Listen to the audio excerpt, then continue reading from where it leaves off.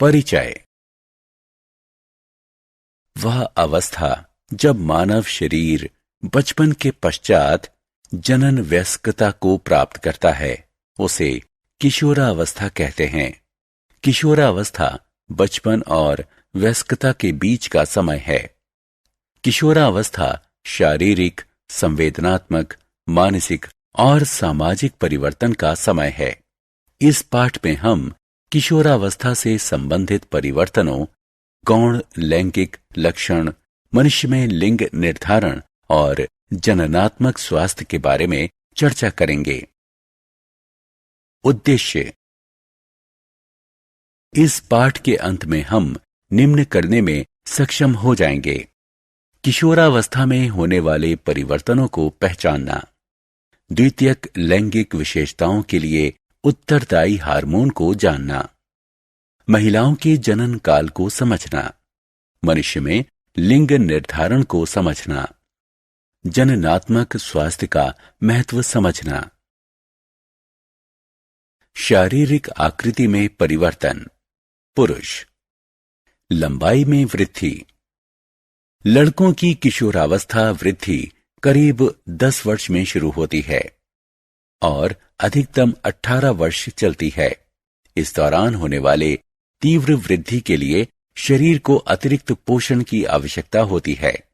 लड़कों और लड़कियों दोनों को 3 संतुलित और पोषक आहार की आवश्यकता होती है। उन्हें स्वास्थ्यप्रद आहार लेना चाहिए। स्वर में परिवर्तन।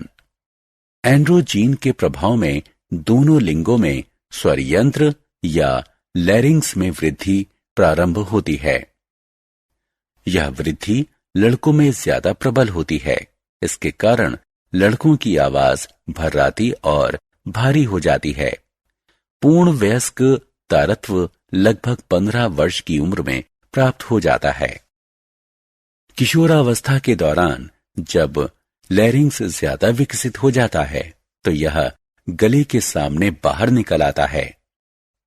त्वचा और शरीर पर बाल। शरीर के विभिन्न भागों पर बाल एंड्रोजीन की प्रतिक्रिया में उत्पन्न होते हैं। वयस्क पुरुष में शारीरिक बालों की उपस्थिति अधिक होती है और विभिन्न नस्लीय समूहों के शारीरिक बालों के विकास के समय और मात्रा के बीच काफी अंतर होता है। पुरुष पेशी विन्यास और शारीरिक आकृति।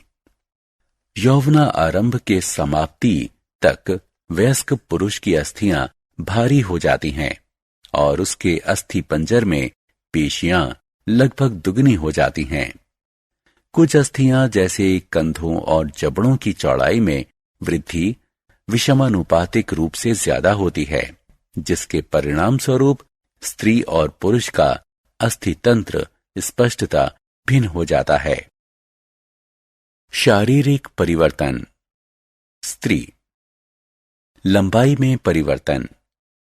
लड़कियों में किशोरावस्था की वृद्धि लगभग 10 वर्ष की उम्र से शुरू हो जाती है और 12 वर्ष की उम्र तक ये तीव्रतम हो जाती है और 16 की उम्र तक वह अपनी वयस्क लंबाई प्राप्त कर लेती है। बगल में बाल का विकास दिखता है। शारीरिक गंध और मुहासे। एंड्रोजीन के बढ़ते स्तर प्रस्वेदन के वसायुक्त अम्ल संगठन को बदल सकता है, जिससे वयस्क शरीर में ज्यादा गंध आती है। जैसे लड़कियों में एंड्रोजीन के प्रभाव से त्वचा से तेल का स्राव बढ़ जाता है, जिसके परिणाम स्वरूप बहुत से कील मुहासे निकल आते हैं। शरीर की आकृति, वसा का वितरण और शरीर का संगठन। इस अवधि में एस्ट्रोजन के स्तर में भी वृद्धि के परिणाम स्वरूप श्रोणि प्रदेश का निचला भाग आकार में बढ़ जाता है और इस प्रकार नितंब चौड़े, बड़ी जन्म नलिका प्रदान करते हैं हो जाते हैं। अंगों में प्रकार्यात्मक परिवर्तन। यौवनावस्था का प्रारंभ मस्तिष्क द्वारा जनन ग्रंथियों, अंडाशय और वृषण को दिए हार्मोन संकेतों से होता है। इसी प्रतिक्रिया में जनन ग्रंथियां विभिन्न प्रकार के हार्मोन उत्पन्न करती हैं, जो मस्तिष्क अस्थियों, पेशियों, त्वचा, स्तन और जनन अंगों के विकास, प्रकार्य या कायांतरण को प्रेरित करता है। वृषण, पुरुष जनन अंग, शुक्राणु उत्पादन प्रारंभ कर देता है और अंडाशय, स्त्री जनन अंग, आकार में बढ़ जाता है और अंडाणु परिपक्व होने लगते हैं। स्त्री के यौवनारंभ ऋतुस्राव का होना भी शामिल है। गौण लैंगिक लक्षण, किशोरावस्था के आगमन पर शारीरिक बनावट में भी अचानक परिवर्तन आ जाते हैं। ध्वनि में परिवर्तन, पुरुषों में दाढ़ी और मूछ एवं मुहासों का दिखना, महिला में लंबाई और कील मुहासों का बढ़ना इत्यादि कुछ गौण लैंगिक लक्षण हैं। गौण लैंगिक लक्षण पुरुष और स्त्री की बनावट को स्पष्ट रूप से भिन्न बनाते हैं। ये लक्षण किशोरावस्था में यौवन आरंभ के समय प्रारंभ होते हैं। पुरुष और स्त्रियों में गौण लैंगिक लक्षणों की अभिव्यक्ति। स्तन का विकास, ध्वनि का तारत्व या चेहरे के बाल जैसे लक्षण एक लिंग को दूसरे से भिन्न बनाते हैं। इन लक्षणों का दिखना हार्मोन स्राव के कारण होता है। हार्मोन अंतःस्रावी ग्रंथियों द्वारा स्रावित रासायनिक पदार्थ होते हैं।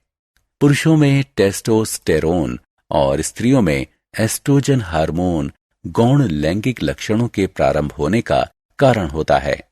टेस्टोस्टेरोन शामिल है अस्थियों के अतिरिक्त घनत्व में, अंगों के बड़े आकार में, ऊपरी पेशियों के द्रव्यमान में, मोटे बालों की वृद्धि में, कंधे की अस्थियों और अस्थि पंजर के चौड़े होने में, बड़ा स्वर यंत्र, फलस्वरूप भारी स्वर, पुरुष जनन अंगों का विकास। एस्ट्रोजन शामिल है स्तन के विकास में, स्त्री जनन अंगों के विकास में, वसा ऊतकों में वृद्धि, विशेषकर जांघों के आसपास, नितंब और स्तन पर। घटा हुआ पेशीय द्रव्यमान, गर्भाशय रेखा का विकास, जलधारण। बहुत सारे लक्षण जो विभिन्न प्रजातियों में एक लिंग को दूसरे लिंग से अलग करते हैं, वो केवल कुछ संरचनाओं या विशेषताओं का विकास मात्र होते हैं। अंतःस्रावी ग्रंथियां, हार्मोन और उनकी प्रकार्यात्मकता। अंतःस्रावी ग्रंथियां कई छोटे अंगों का एक संयुक्त तंत्र हैं जो अतिरिक्त कोशिकीय रासायनिक संकेत अणुओं, जिन्हें हार्मोन के नाम से जाना जाता है, को निर्मुक्त करता है। अंतःस्रावी ग्रंथियां उपापचय, वृद्धि, विकास और यौवनारंभ, ऊतकों का प्रकार्य और मानसिक स्थिति के निर्धारण में भी नियामक भूमिका निभाते हैं। कुछ प्रमुख अंतःस्रावी ग्रंथियां हैं पीयूष ग्रंथि, थायराइड और एड्रिनल ग्रंथि। अंतःस्रावी ग्रंथियों का मुख्य लक्षण है उनका वाहिनीहीन प्रकृति, उनकी संवहन क्षमता, कोशिकाओं के भीतर निर्वाह या कणिकामय की उपस्थिति जो हार्मोन को एकत्रित करती है। गौण लैंगिक लक्षणों से संबंधित लिंग हार्मोन। पुरुषों में वृषण और स्त्रियों में अंडाशय जनन ग्रंथि, जिन्हें प्राथमिक जनन अंग कहा जाता है, होती है। ये अंग शुक्राणु और अंडाणु के उत्पादन के लिए उत्तरदायी होते हैं, लेकिन ये हार्मोन का स्राव भी करते हैं। इन्हें अंतःस्रावी ग्रंथियां माना जाता है। वृषण, पुरुष लिंग हार्मोन के समूह को एंड्रोजन कहते हैं। सबसे प्रमुख एंड्रोजन है टेस्टोस्टेरोन, जो वृषण में स्रावित होता है। टेस्टोस्टेरोन का उत्पादन भ्रूण के विकास के साथ शुरू हो जाता है, जो जन्म के कुछ समय बाद तक जारी रहता है और बाल्यकाल के दौरान लगभग बंद हो जाता है और यौवन आरंभ के समय पुनः शुरू हो जाता है। स्टेरॉयड हार्मोन निम्न के लिए उत्तरदायी होता है। पुरुष जनन तंत्र की वृद्धि और विकास। अस्थि तंत्र और पेशीय विकास में बढ़ोतरी, लैरिंग्स का बढ़ना और उसके कारण ध्वनि में परिवर्तन, शारीरिक बालों की वृद्धि और वितरण। अंडाशय, स्त्रीलिंग हार्मोन के दो समूह एस्ट्रोजन और प्रोजेस्टेरोन अंडाशय में उत्पन्न होते हैं। ये स्टेरॉयड हार्मोन स्त्री जनन अंगों के विकास और लिंग निर्धारण में सहायता करते हैं। यौवना आरंभ के समय एस्ट्रोजन निम्न को बढ़ाता है। स्तन का विकास, वसा का बढ़ना, नितंबों, पैरों और स्तन पर जनन अंगों जैसे गर्भाशय और योनि का विकसित होना। एस्ट्रोजन और प्रोजेस्टेरोन संयुक्त रूप से स्त्रियों में ऋतुस्राव चक्र के समय गर्भाशय में होने वाले परिवर्तनों के लिए उत्तरदायी होते हैं। थायराइड ग्रंथि, अंतःस्रावी ग्रंथियों से उत्पन्न हार्मोन का उनके लक्षित अंगों तक के लिए पथ। अग्नाशय ग्रंथि, अग्नाशय एक अंतःस्रावी ग्रंथि इंसुलिन सहित कई महत्वपूर्ण हार्मोन का उत्पादन, साथ ही साथ एक बाह्यस्रावी ग्रंथि पाचक किण्वकों से युक्त अग्नाशय रस का उत्पादन है, जो छोटी आंत में जाती है। ये किण्वक कार्बोहाइड्रेट, प्रोटीन और वसा को अम्लान में विखंडित करते हैं।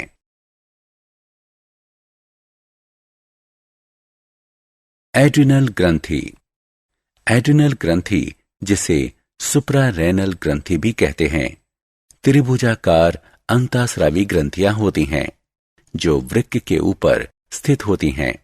ये एड्रीनैलिन के माध्यम से तनाव के संयोजन के लिए उत्तरदायी होती हैं।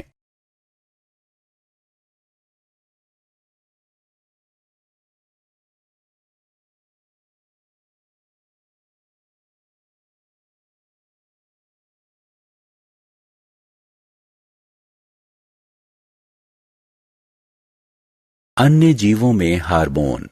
कायांतरण एक जैविक प्रक्रम है जिसके द्वारा कोई जीव जन्म या उत्पत्ति के बाद शारीरिक विकास करता है। इसमें जंतु के आकार या संरचना में कोशिका वृद्धि और विभेदीकरण द्वारा एक स्पष्ट और लगभग औचक परिवर्तन होता है। उभयचरी कायांतरण एक विकास प्रक्रम है जो थायराइड हार्मोन द्वारा प्रारंभ होता है और टेडपोल को मेंढक में परिवर्तित कर देता है। बहुत से जंतुओं में वयस्क का रूप उनके पूर्ववर्ती लार्वा से पूरी तरह भिन्न होता है। इस चिन्हित रूपांतरण को कायांतरण कहते हैं।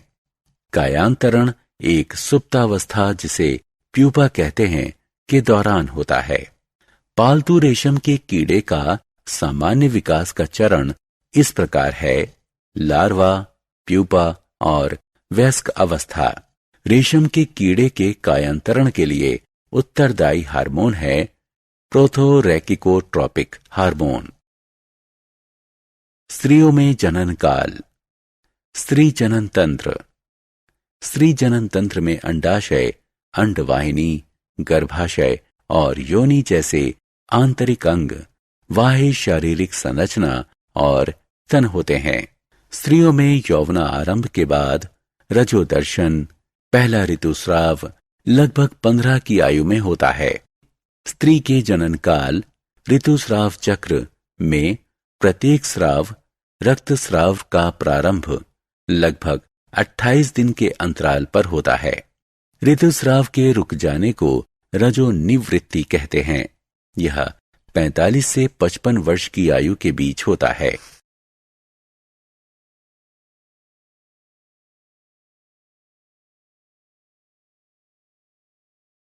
मनुष्य में लिंग निर्धारण। किसी व्यक्ति के लिंग का निर्धारण गुणसूत्रों के माध्यम से किया जाता है। एक सामान्य मनुष्य में गुणसूत्रों के 23 जोड़े होते हैं। इनमें से 22 जोड़े ऑटोजोम होते हैं जो शरीर के लक्षणों के लिए उत्तरदायी होते हैं, और एक जोड़ा लिंग सूत्र होता है जो किसी व्यक्ति का लिंग निर्धारण करता है। पुरुष में XY गुणसूत्र होते हैं और स्त्री में XX गुणसूत्र होते हैं। स्त्रियों में 2X गुणसूत्र होते हैं भौतिक और शारीरिक आवश्यकताएं। एक संतुलित आहार में कार्बोहाइड्रेट, प्रोटीन, वसा, विटामिन, खनिज लवण और रेशे अवश्य होने चाहिए। इसमें ये सभी चीजें सही अनुपात में होनी चाहिए।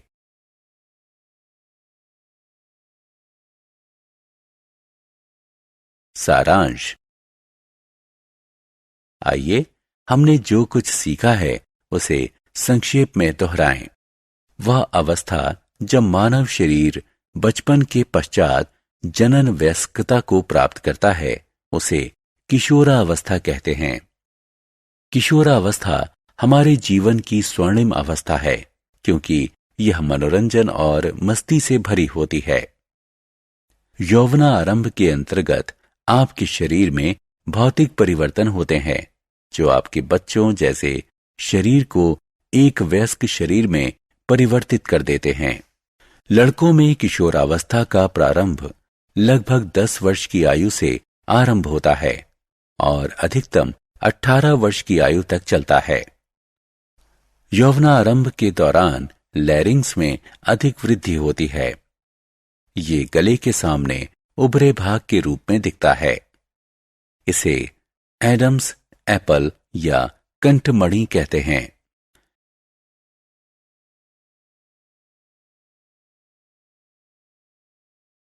लड़कियों में किशोरावस्था का प्रारंभ लगभग 10 वर्ष की आयु में हो जाता है। 12 वर्ष की आयु में यह तीव्रतम होता है और 16 वर्ष की आयु तक वे अपनी पूर्ण लंबाई प्राप्त कर लेती हैं। पुरुषों में दिखने वाले गौण लैंगिक लक्षणों को आरंभ करने के लिए टेस्टोस्टेरोन हार्मोन उत्तरदायी होता है। स्त्रियों में दिखने वाले गौण लैंगिक लक्षणों को आरंभ करने के लिए एस्ट्रोजन हार्मोन उत्तरदायी होता है।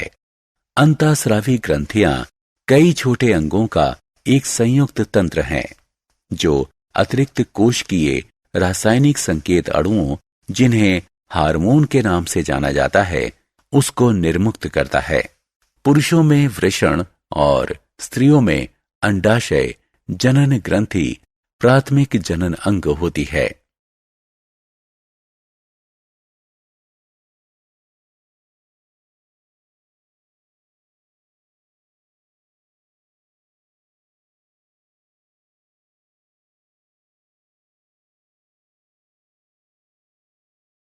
पौरुष लैंगिक हार्मोन के समूह को एंड्रोजन कहते हैं। स्त्री के अंडाशय में एस्ट्रोजन और प्रोजेस्टेरोन नामक 2 स्त्री लैंगिक हार्मोन समूह उत्पन्न होते हैं। अग्नाशय एक अंतःस्रावी ग्रंथि इंसुलिन सहित कई महत्वपूर्ण हार्मोन का उत्पादन, साथ ही साथ एक बाह्यस्रावी ग्रंथि पाचक किण्वकों से युक्त अग्नाशय रस का उत्पादन है जो छोटी आंत में जाती है। ये किण्वक कार्बोहाइड्रेट, प्रोटीन और वसा को अम्लान में विखंडित करते हैं। एड्रिनल ग्रंथि एड्रिनेलिन के माध्यम से तनाव के संयोजन के लिए मुख्य रूप से उत्तरदायी होती है। स्त्रियों में यौवनारंभ के बाद रजोदर्शन, पहला ऋतुस्राव लगभग 15 की आयु में होता है। स्त्री के जनन काल ऋतुस्राव चक्र में प्रत्येक स्राव रक्तस्राव का प्रारंभ लगभग 28 दिन के अंतराल पर होता है। ऋतुस्राव के रुक जाने को रजोनिवृत्ति कहते हैं। यह 45 से 55 वर्ष की आयु के बीच होता है।